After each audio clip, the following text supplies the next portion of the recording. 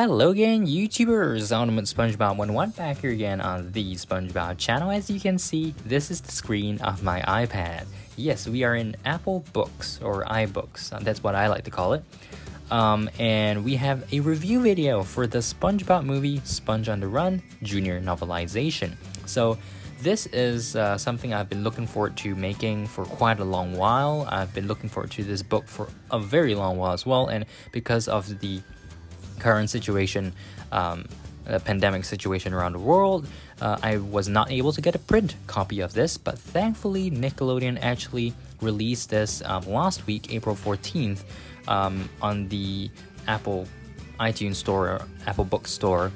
I only realized yesterday, April 19th, so I purchased it, read through it, and today I'm doing a review video for this.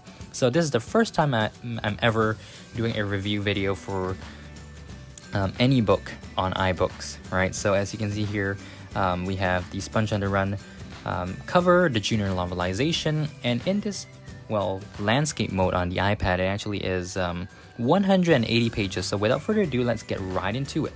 So first off, we start off here by, the book is by David Lumen, based on the screenplay by Tim Hill.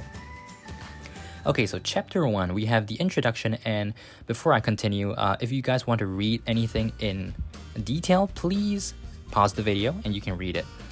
This is also much better compared to me just showing you guys the physical book because it's harder to read it from there. So yeah, hopefully this is useful and you guys enjoy it, especially if you did not manage to read this book before. Okay, so chapter 1, we have the introduction of SpongeBob here. SpongeBob is being driven to Camp Coral by his parents, right? So they pull up at Camp Coral, you know, SpongeBob's mom and SpongeBob's dad say their goodbyes with SpongeBob, and even SpongeBob's mom even hands him a big jar of vitamins and a toothbrush designed for his two front teeth. So, okay, so SpongeBob didn't feel sad at all. He was totally excited to be at summer camp. He was excited to do everything, and he went around, you know, saying hello to everyone. So we also have the introduction of Squidward. So Squidward's mom actually seems like a very busy business person who drives an expensive boat car. Okay, and yeah, so SpongeBob was going around saying hi, and then he hears someone crying. So chapter 2 starts off with SpongeBob, well, going up to that person who is crying, and that person is none other than Patrick Star, or at least the younger version of Patrick Star, who is homesick. So from then on, they become friends. Very nice story here so far. Patrick explained that his name was Patrick and not Patrick. Okay, so they went everywhere together. They did all kinds of fun camp activities. And as you can read, you know, a whole bunch of ridiculous stuff, classic SpongeBob and Patrick antics. And also there was a kelp field full of jellyfish, so yeah.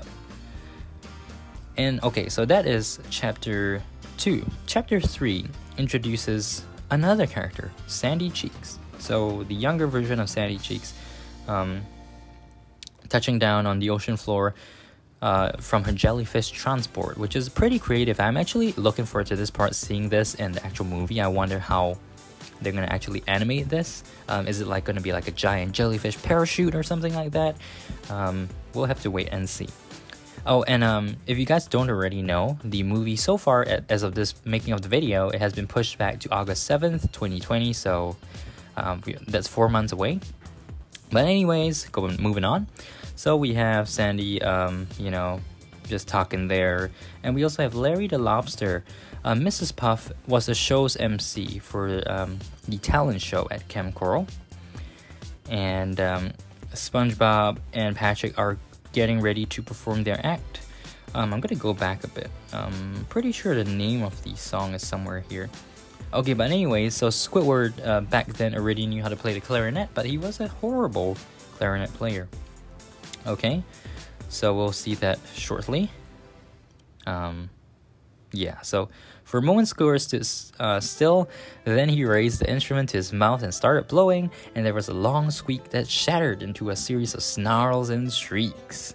Wow, okay, so chapter 4 features the act by SpongeBob and Patrick. Patrick and SpongeBob will be performing a duet called Aka Waka Maka Mia. That name itself sounds absolutely ridiculous.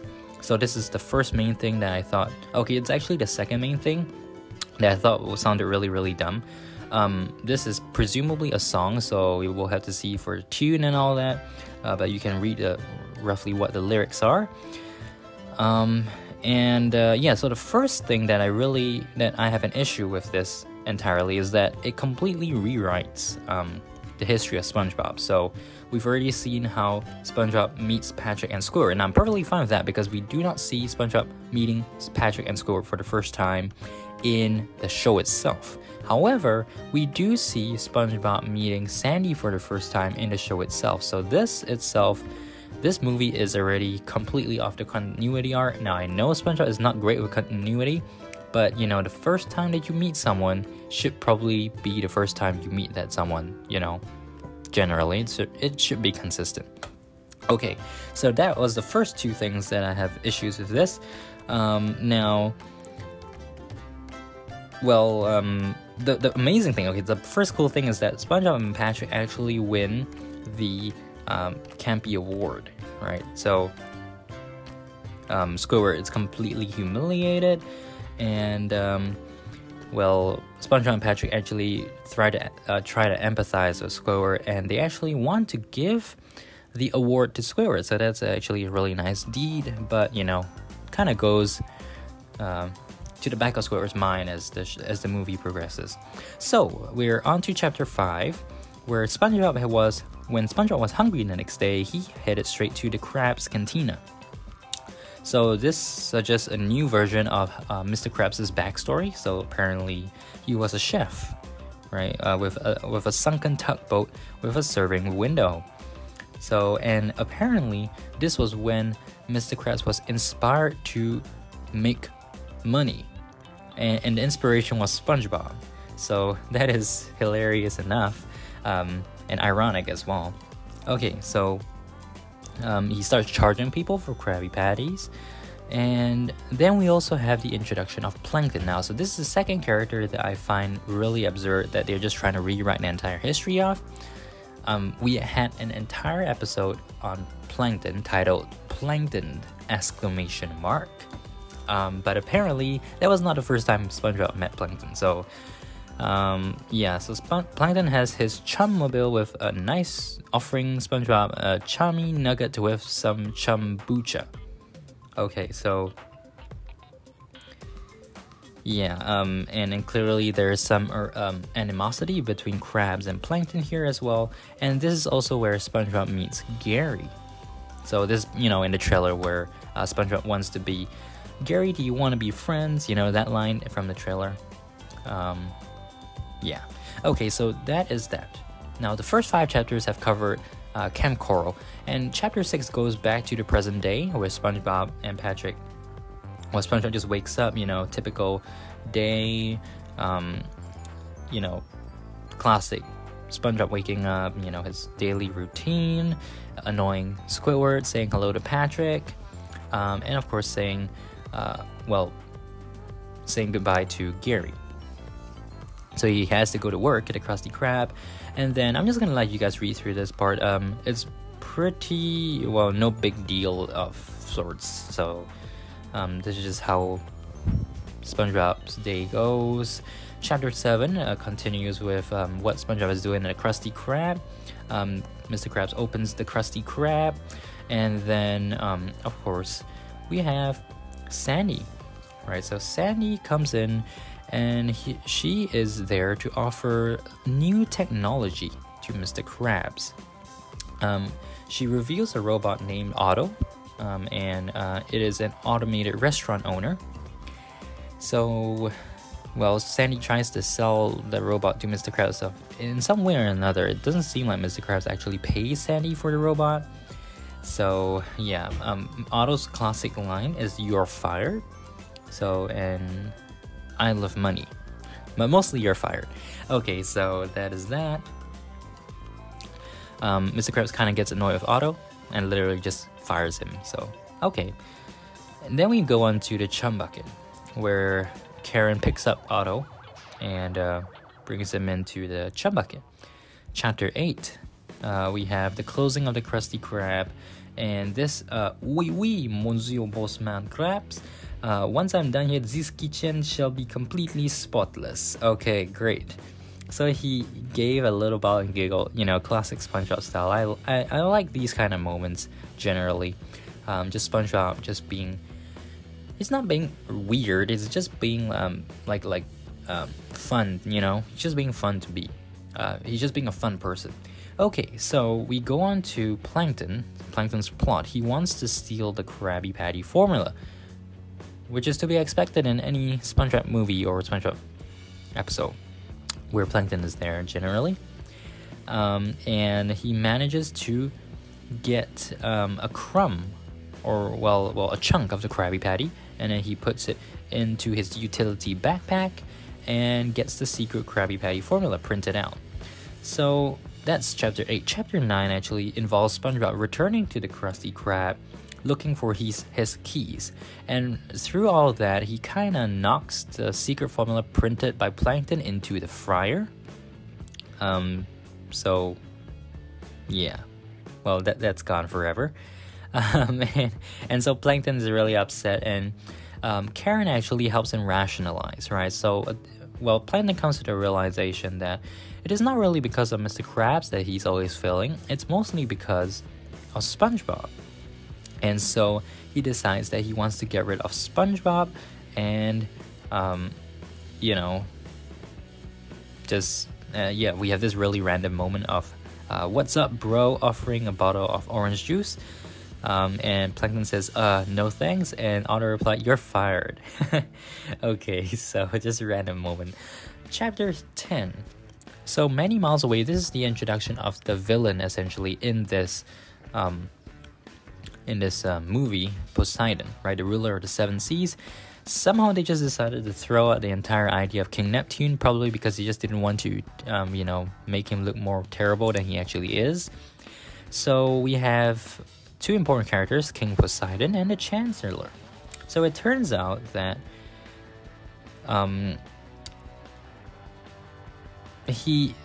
Poseidon uses a lot of skincare products, specifically Mollusk. Yeah, so apparently Mollusk has the rejuvenating power of 1,000 facials, and so basically the slime has moisturizing properties in a sense, and Poseidon runs out of snails, so the Chancellor decided to come clean. Okay, full disclosure, we are out of snails. In fact, the entire snail population has been depleted. King Poseidon looked puzzled by. Chancellor and the tigerfish exchanged a nervous look. They both knew it was King Poseidon himself, with his mania for using the snail slime as a facial cream, who had wiped out all the snails. But the Chancellor doubted the monarch wanted to hear that. Right, so they come up with a decree, and that goes on to chapter 11. So now already the villain here is hilariously ridiculous. I thought Burger Beer in Sponge Out of Water was silly, but this is weird to the next level. It's also kind of disgusting. I'm kind of gonna cringe at the moment this actually shows up in the movie. Like, how does he actually use the snail slime as facial cream?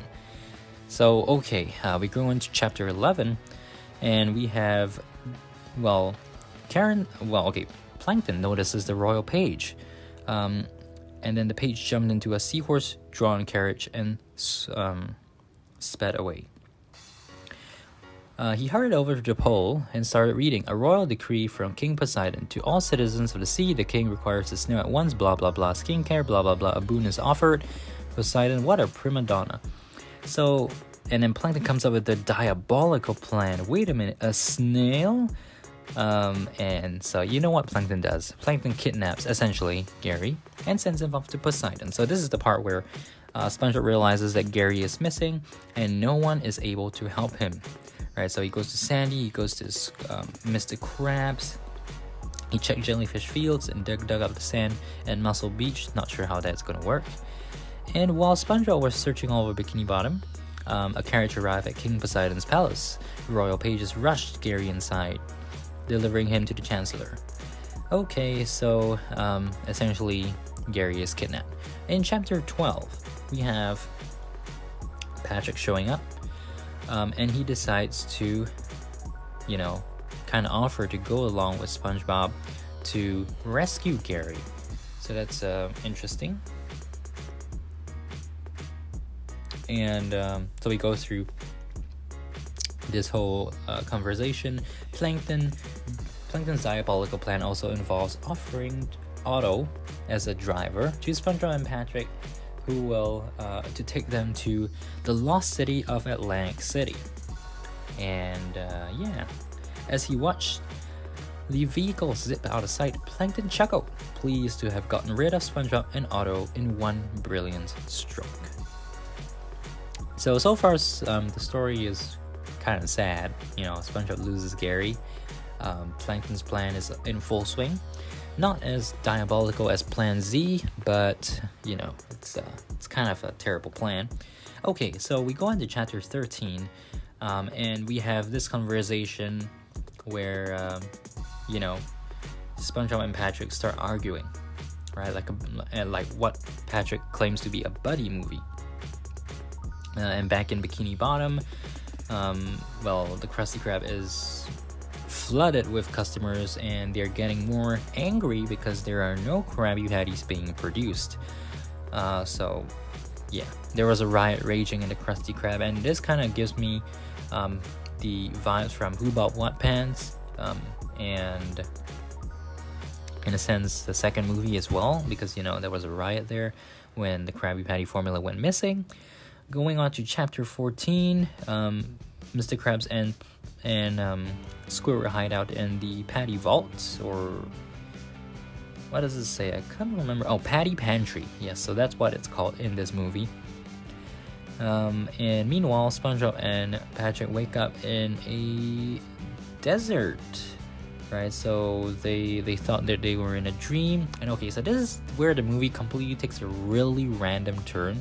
I have no idea why this is even in the movie, but apparently they enter this place called Goner Gulch and meet this weird thing, right? So Sage is a special guest in a sense, and Sage gives them a challenge coin. It will give you courage whenever bravery is in short supply, which in your case we can assume is like all the time. Okay, so there's a challenge in the Inferno Saloon, and basically they have to free the zombies of their earthly bonds and release their souls. Okay, so chapter 15 introduces well, a mini villain, right? So El Diablo, so a cowboy pirate. Well, okay, so he's not a cowboy pirate, but basically he's this horrible guy who can't well, you know, have sunlight being shown on him. So I guess you could kind of tell why, right? So basically we go on to SpongeBob and Patrick getting captured, and then somehow they try to escape, and they manage to pull the curtains open a little, sunlight pours in, and eventually, well, El Diablo is fried to a smoldering crisp. So, okay, they escape from the Inferno Saloon, and chapter 16, right? So, they escape, and they free everybody, they complete their challenge. El Diablo turns into a terrible ash monster who comes roaring out of the saloon, and, well, they sped away before El Diablo could reach them. Okay, so wake up, your dream is fired. I'm not sure why they keep going on with the fire thing. To be honest, they would have to have it said in a very funny way in order to really be something good to hear. But anyways, so Sage is there in the car as well, and he kind of shows them the floating window of Meanwhile, right? So they see King Poseidon wiping Gary's slime onto his face. So they're gonna continue to Atlantic City while Plankton is gloating in front of Mr. Krabs. Actually, Mr. Krabs just hands over the formula. And well, yeah, that's how chapter 16 ends. Chapter 17 is where SpongeBob and Patrick arrive at their destination, the lost city of Atlantic City. However, despite the advice from Sage, both get completely distracted. So first up, they ride roller coasters, ate pizza, drove bumper cars. They even go into the shipwreck casino. So somehow, well, SpongeBob and Patrick actually win in gambling. Yeah. I'm not sure what this movie is going to be rated, but the fact that gambling is in this movie sounds like it's going to be like at least a PG or a TV 13, something like that. But yeah, okay. So they go into, they suddenly have an entourage. They go to the Davy Jones's resort, the club Tsunami, and dance, which is a dance club. Okay, chapter 18. This is already 22 minutes, so I'm just gonna continue anyway, since, well, we're already here, right? So chapter 18, SpongeBob and Patrick wake up, and they realize that they had been completely distracted. So now they wanted to go rescue Gary, so they proceed to Poseidon's palace and casino. Really? I mean, the king's palace is a casino?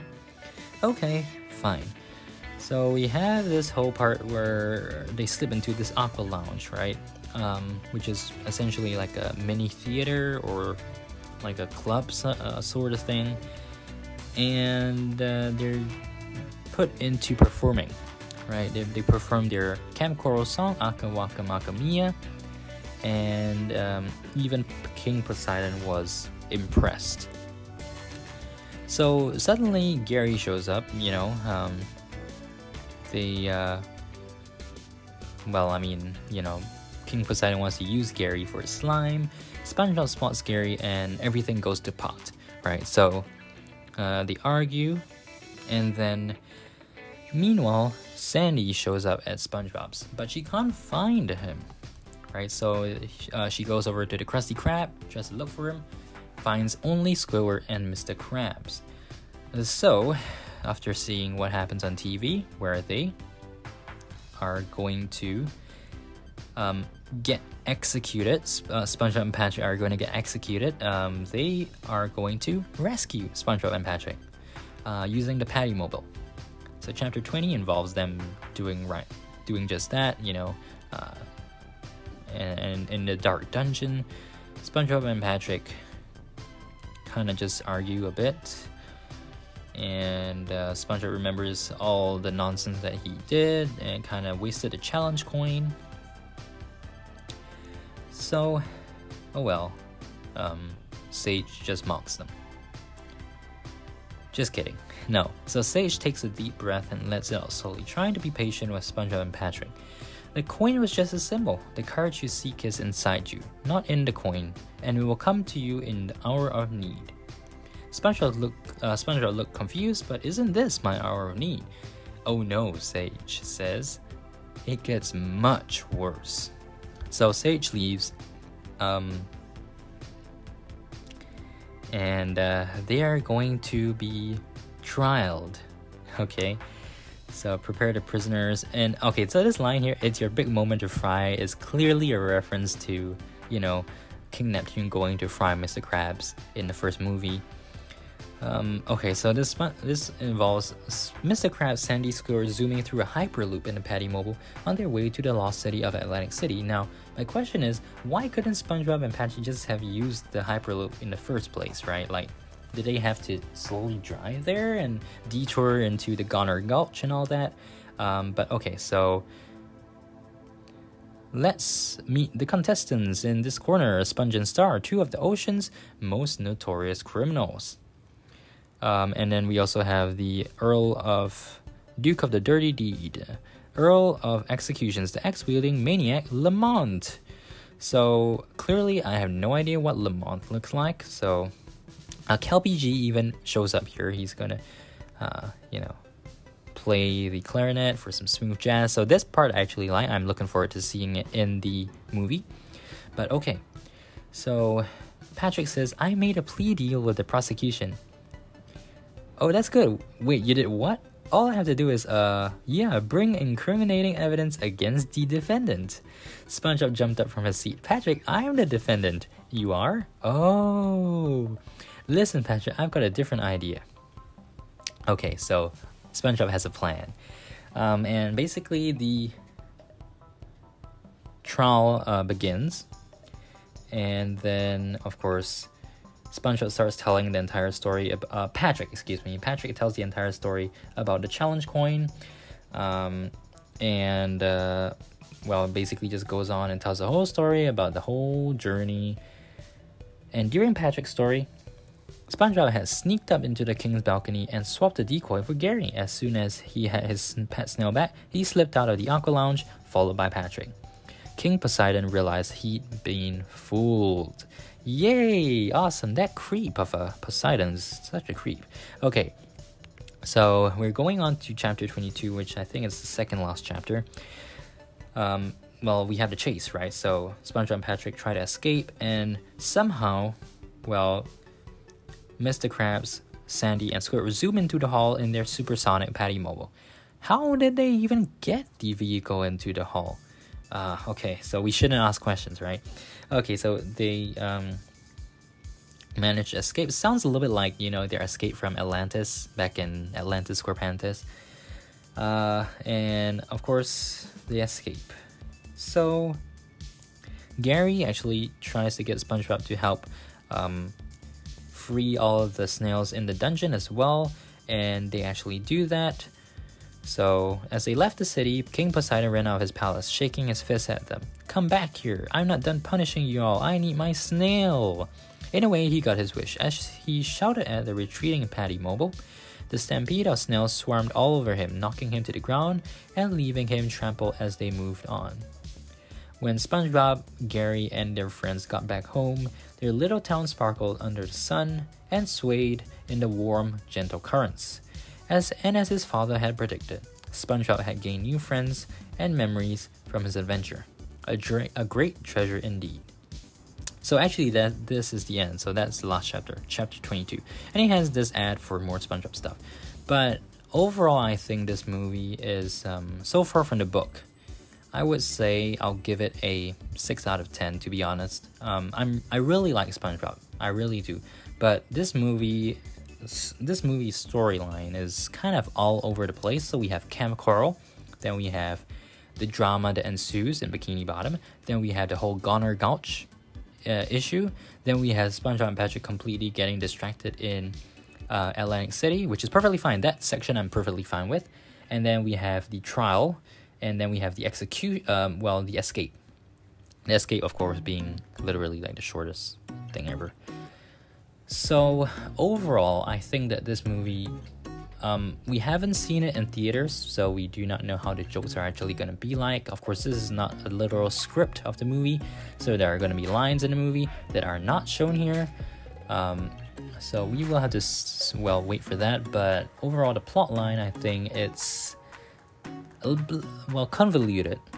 That's one thing. And also, I think the whole Goner Gulch thing was completely unnecessary. It has nothing to do with the movie itself, aside from its part of being told, its story being told by Patrick to King Poseidon to distract King Poseidon while SpongeBob gets Gary back. So yeah, comment in the box below. What do you think?